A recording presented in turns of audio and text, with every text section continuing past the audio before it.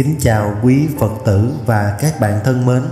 Hôm nay chúng ta sẽ cùng nhau đi vào một chủ đề vừa thân quen, vừa đầy suy tư. Tổ tiên đã đầu thai, vậy ta đang thờ cúng ai mỗi năm? Một câu hỏi nghe qua tưởng chừng đơn giản, nhưng lại chất chứa biết bao lớp nghĩa thâm sâu, gắn liền với tín ngưỡng tâm linh và giáo lý của nhà Phật, nhất là trong pháp môn Tịnh Độ. Xin mời quý vị cùng thả lỏng tâm hồn, mở rộng lòng thành kính để đi sâu vào dòng mạch của bài viết hôm nay. Từ ngàn xưa, trong tâm thức của người Á Đông, việc thờ cúng tổ tiên không chỉ là một phong tục đẹp, mà còn là một sự kết nối thiêng liêng giữa các thế hệ. Mỗi mùa Tết, mỗi dịp giỗ chạp, con cháu lại bày mâm cơm, thắp nén nhang lòng, mời ông bà cha mẹ đã khuất về chứng giám. Nhưng rồi khi bước vào giáo lý nhà Phật, ta tự chợt hỏi, nếu theo nhân quả luân hồi thì người mất sau một thời gian đã tái sinh vào cảnh giới khác, vậy chúng ta đang thờ cúng ai mỗi năm? Câu hỏi ấy không phải để hoài nghi, mà là để tìm hiểu sâu sắc hơn về bản chất của vô thường, vô ngã và lòng hiếu đạo theo ánh sáng của Phật Pháp. Theo Phật giáo, nhất là qua kinh điển Tịnh Độ, mọi chúng sanh sau khi chết đều tùy nghiệp mà tái sinh vào các cảnh giới khác nhau. Người làm thiện, tin Phật, niệm Phật thì sanh về cõi lành hay thậm chí là thế giới cực lạc. Người tạo ác nghiệp thì rơi vào ba đường ác: địa ngục, ngạ quỷ và súc sanh. Người có nghiệp thiện ác lẫn lộn thì tùy theo nhân quả mà sinh trở lại làm người. Sau khi chết, hầu hết không còn quanh quẩn cõi này lâu dài, mà đều theo nghiệp lực mà tái sinh đi nơi khác. Như vậy, tổ tiên của ta sau một thời gian đã đầu thai, đã thay đổi hình thức và thân phận. Thân này như bọt nước, hợp tan theo gió ngàn, một đời như mộng huyễn, đâu trụ mãi thế gian. Vậy ta đang thờ cúng ai đây? Khi một người thân qua đời, theo dòng thời gian và nhân duyên nghiệp lực, họ có thể đã chuyển sinh vào cảnh giới khác, làm người, làm trời, hoặc thậm chí đọa lạc nếu nghiệp lực chưa thanh tịnh. Do đó câu hỏi đặt ra là, vậy ta đang thờ cúng ai đây?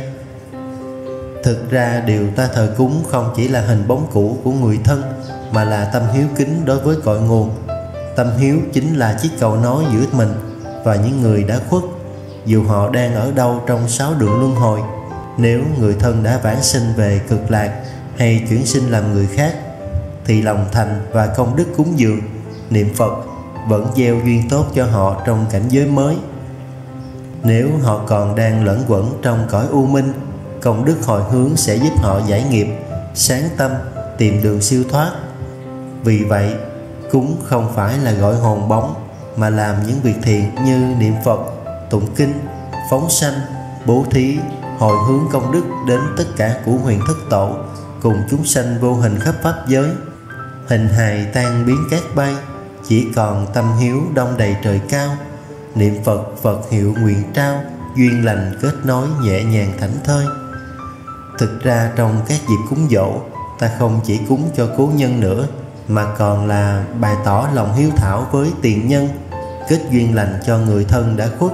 Dù họ đã đầu thai, thì nhờ phước lực cúng dường đó, họ cũng hưởng được phần nào công đức. Cúng dường chư hương linh hữu danh và vô danh, những vong linh đang vất vưởng chưa siêu thoát. Trong kinh Địa Tạng Bồ Tát Bổn Nguyện, Phật dạy rằng, nếu người còn sống làm phước, hồi hướng cho người đã mất, thì dù cho họ đã sanh về cảnh giới nào, cũng đều được hưởng phước đức ấy. Nghĩa là không uổng phí. Dù tổ tiên đã đi, cái tâm thành của người cúng vẫn kết thành phước lành cho người đã khuất, và cũng gieo duyên cho chính người đang hành trì. Một nén tâm hương gửi vạn phương, dẫu ai hóa hiện giữa muôn đường. Nguyện đem công đức này kết nối, lòng hiếu cháu con mãi vấn vương. Cúng dường tổ tiên, ông bà cha mẹ đã khuất, suy cho cùng là thực hành tâm hiếu, chứ không phải chỉ vì hình thức bên ngoài. Trong tinh thần Phật giáo, hiếu đạo chính là nền tảng lớn nhất của đạo làm người và đạo tu. Cúng là để gieo tâm nhớ ơn và báo ơn, chứ không phải hình thức mâm cao cổ đầy hay khoe khoang với người đời.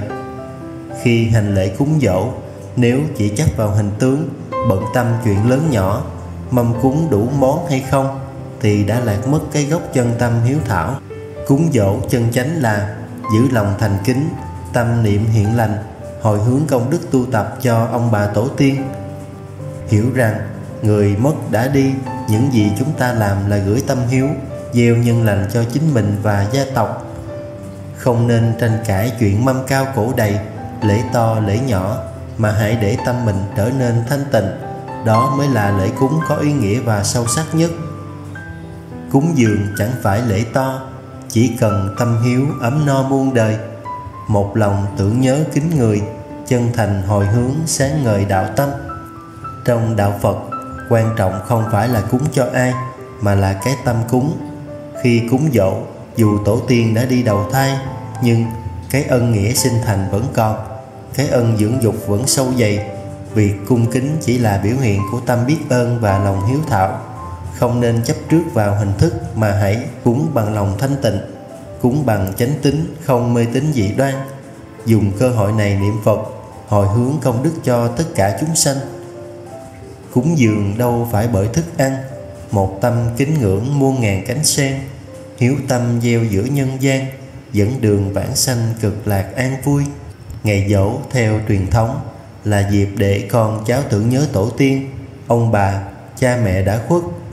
Nhưng xét theo tinh thần Phật giáo, cách tưởng nhớ ý nghĩa nhất không phải là tổ chức tiệc linh đình, mà là ăn chay thanh tịnh, niệm Phật cầu siêu, hồi hướng công đức cho người đã khuất.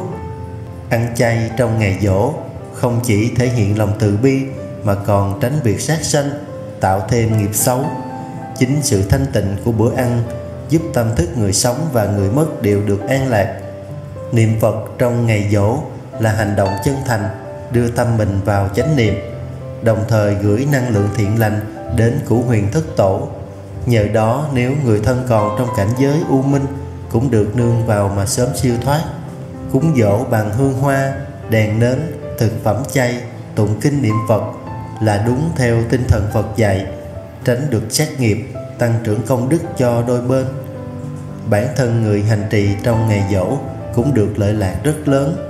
Tâm hồn thanh tịnh, trí tuệ sáng suốt, phước đức tăng trưởng, gia đạo bình an. Một nén tâm hương nguyện chí thành, mâm cơm thanh tịnh gửi tâm lành. Niệm câu Phật hiệu vang mười phương, nguyện người quy y hướng quay về. Trong giáo lý Tịnh Độ, việc thờ cúng tổ tiên, ông bà không chỉ dừng lại ở hình thức lễ nghi bề ngoài.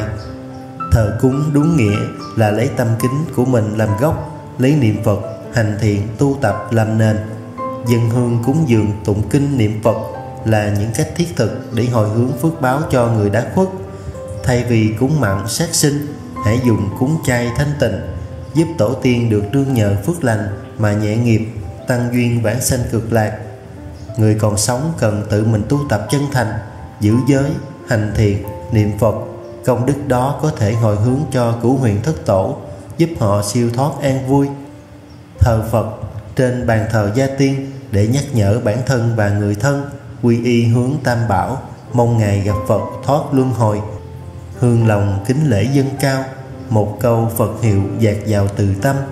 Cửu huyền thất tổ đồng nghe, niệm Phật vãng sanh thoát bể mê đời.